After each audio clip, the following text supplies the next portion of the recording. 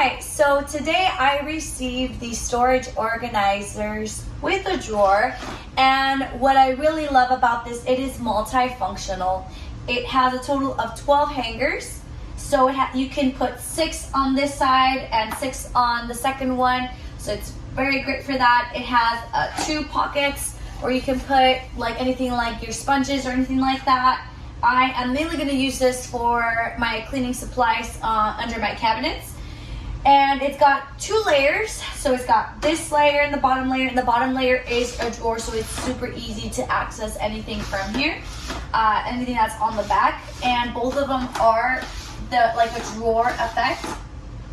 Now, it was super easy to build. It took me about maybe 5 minutes or so to build, so I really like that it didn't take too much of my time to assemble. So we're gonna go ahead and check out how it's going to look. Right now my drawers kind of look like a mess, so let's go ahead and get cleaning and organized.